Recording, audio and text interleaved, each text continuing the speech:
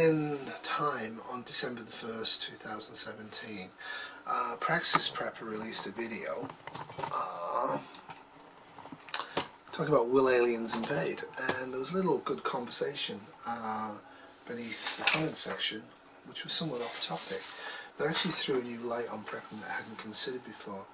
A sub called LitSci1 actually made a point that both myself and Praxis Prepper initially took exception to, and I want to just walk you through the conversation a little bit because it is somewhat interesting. I'll read the first comment from LitSci1. What if too many people are already prepping, and many of them the wrong ones? What if the survival of your children depends upon the death of more people more quickly?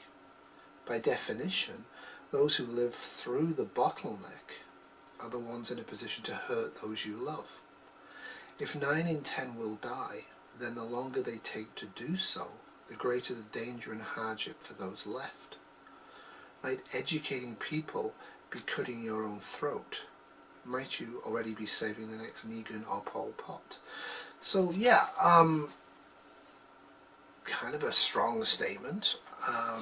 Basically, Praxis Prepper was saying he was doing this alien invasion series so he could actually educate more people to survive SHTF, which is a noble goal. But LitSci1 pointed out some truths that may not be that apparent and we may not have thought about. We both kind of took exception to the nature of his posting, and then we discussed it and actually thought about it. What I said in my first response was interesting. Most prepper channels say they exist to educate people so more can survive. I think that's basically true. My channel exists so I can educate myself, so I have more chance of survival. If I can help 1 or 2 or 3 or 4 other people survive, I think that's a noble goal and I'm happy with what I'm doing.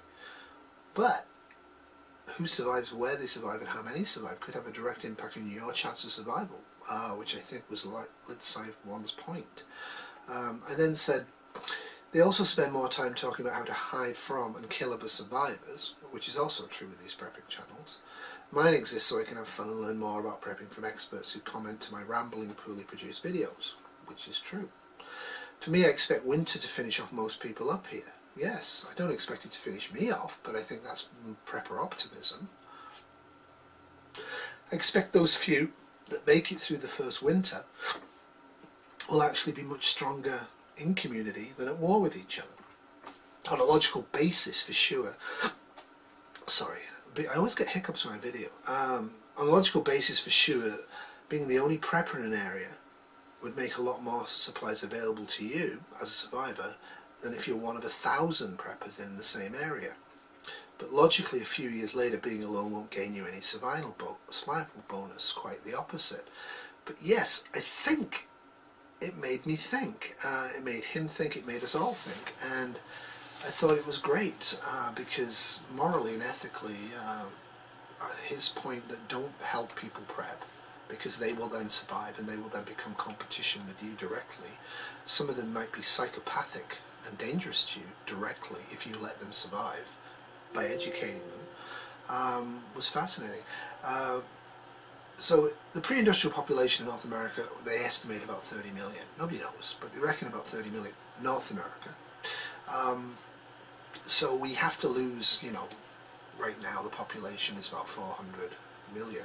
So we'd have to lose 310 million people to be able to survive without any technology. Now I do think technology will survive in some form, and we can also recreate technology, so there is that. But initially, in a massive, sudden, uncontrolled SHTF globally, that's what we're going to look at in terms of die-off, is at least 300 million people will die in the first year. Because they'll have nothing to eat or drink, and they'll have no way of warming themselves. This goes beyond the usual die-off scenarios of, oh, people on ventilators, people on dialysis, people on insulin. Yeah, there'll be a lot more people dying than that, and most of them will be young. Children, you know, you'll be having 10 children and maybe if 2 of them survive to adulthood, you're doing good, right? I mean, that's what it was. It's kind of hard to take. Praxis said, my view is that the skills I discuss on my channel are about how people can better stand on their own 2 feet, not about how they can take from others. Yes, but the point Litzai was making was that both Praxis and myself and other people have a rosy view of human nature, and the bottom line is the more people that survive, the more competition there will be for resources. That's unarguable and absolutely true. Obviously, the less people in an area, if you survive in that area, there's going to be more deer, more rabbit, more trees, more water, more scavenging stuff available for you to have, and the less there is for you to scavenge and forage and hunt and farm, the harder it will be to survive. That ignores the Negan Pol Pot scenario of a strong person, a strong man or a strong woman. Women can be dangerous. Actually doing things beyond that, beyond the crushing you for your survival, but actually crushing you because they hate people and they've got a good chance now to be in power. Praxis eventually acknowledged, I acknowledge that in extremes of survival, all those higher level goals go out the window. I don't know if they do. I don't know if they do. I don't think moral people do throw all the morals out the window, no matter the extreme situation. In fact, quite the opposite if you look at survival situations. What I finished up was saying here, I dismissed it mentally as well. Sorry, Litzai. Help more people, help more survive, and more good people survive to rebuild and make a community. To me, that's a no-brainer. Yet the numbers would imply a minimum of 90% will die, quote, have to, if we lose technology for a span of years. Obviously, I'm not talking about Katrina. As I said, I do not think enough of prepping to make any difference anyway, so we might as well do the right thing, feeling the right thing, teaching and encouraging and learning prepping to other people, because I don't actually believe there's 10% of people are going to survive more than a year anyway in the population. I actually have doubts whether 10% of preppers will survive the first year in most scenarios, and I'll maybe get into that one later on. So if it's really bad, then lifeboat ethics come into play, and saving them initially becomes a danger to all later. So lifeboat ethics is, you're in a lifeboat, you have limited resources, you have no expansion, you have no resupply.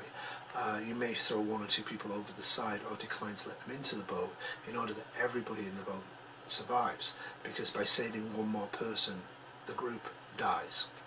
So that's lifeboat ethics, and I think that's a reasonable ethics system to use in severe grid down, with as much moral rightness as you can. Don't just throw away humanity just because you feel you can.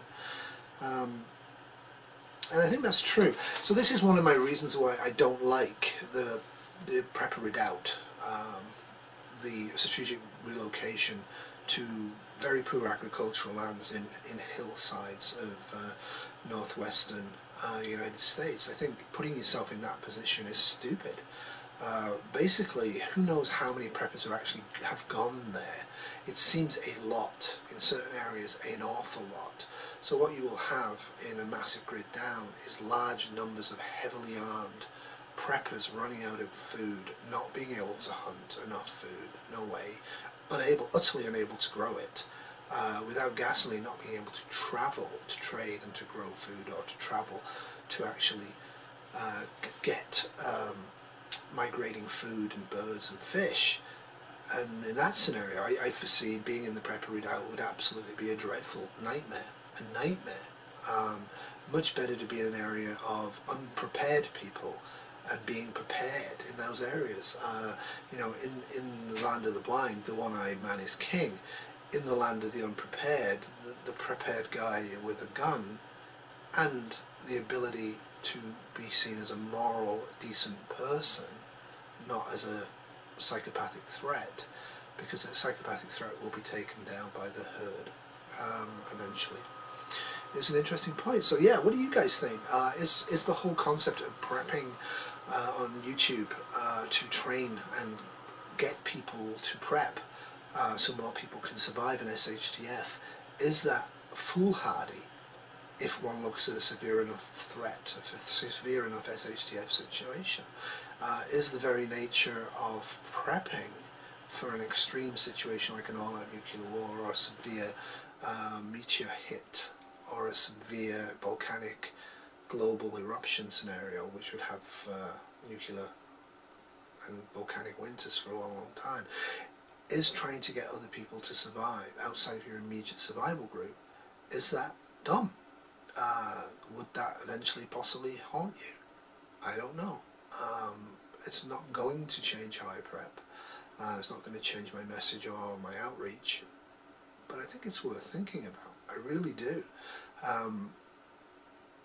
It was a different take for me. Maybe it isn't for you. If you thought about this, what do you think about it? Let me know below. Au revoir. Hopefully it'll never happen.